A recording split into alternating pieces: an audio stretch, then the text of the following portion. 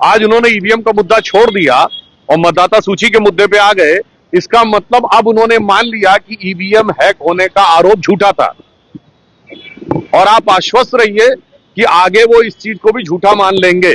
और मैं एक बिंदु और कहना चाहता हूं, ये एक सोची समझी खतरनाक साजिश का हिस्सा है कि भारत की हर व्यवस्था के बारे में भ्रम पैदा करना।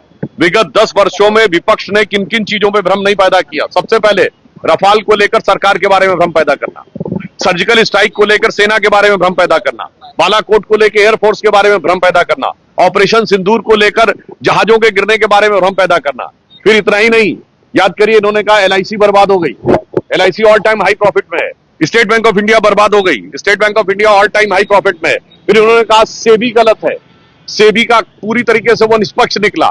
उसके बाद याद करिए कोविड वैक्सीन के ऊपर इसी उत्तर प्रदेश के एक पूर्व मुख्यमंत्री जी बोले थे ना, बीजेपी का वैक्सीन, कोविड वैक्सीन को लेकर भ्रम उत्पन्न करने का प्रयास करना। और तो और इन्होंने राम मंदिर के मुहूर्त को लेकर भी भ्रम पैदा करने का प्रयास किया था। तो मुझे लगता है कि उनको समझाया इसलिए नहीं जा सकता क्योंकि जो समझना चाहे उसे समझाया जा सकता है।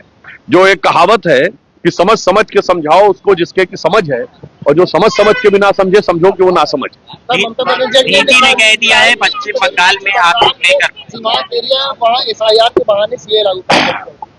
ममता बनर्जी जी ने 4 अगस्त सन 2005 को भारत की संसद में बांग्लादेशी घुसपैठियों के मुद्दे का विषय 14 मिनट में 22 बार उठाया। और जब उनको लगा कि इसकी अनुमति नहीं दी जा रही है तो भारत के इतिहास में अब तो खैर इनके आने के बाद बहुत बार घटनाएं हो गई, पीठासीन सभापति के ऊपर फाइल फेंक दी थी। आज ममता जी को क्या हो गया? आज उसकी जांच नहीं होने देना चाहती हैं। ममता जी का वीडियो अवेलेबल है जिसमें वो कह रही हैं पूरी जांच होनी चाहिए वरना सब फर्जी वोटर बन के बूथ कैप्चरिंग करके और ये सारी चीजें करने का प्रयास कर रहे हैं।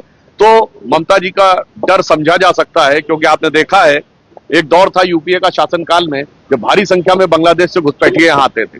मैं कोट कर रहा हूं, सन 2005 में असम के गवर्नर एसके सिन्हा साहब ने कहा था कि प्रतिदिन 5000 लोग भारत में घुसपैठ करते। और इस बार आपने देखा है पश्चिम बंगाल की सीमा पर बांग्लादेश जाने वालों की लाइन लगी हुई है और उसमें से कईयों ने स्वीकार किया कि वो कई बार यहां वोट भी डाल चुके हैं। तो बहुत साफ समझ में आ सकता है। मैं एक लाइन में कहूं कि माननीय प्रधानमंत्री जी ने कल श्री राम मंदिर की ध्वजा रोहण समारोह को में भाग लिया। तो एक तरफ हम हैं जो धर्म ध्वजा संरक्षक हैं और दूसरी तरफ विपक्ष है जो घुसपैठिया संरक्षक है। सपा के सांसद को आप लोग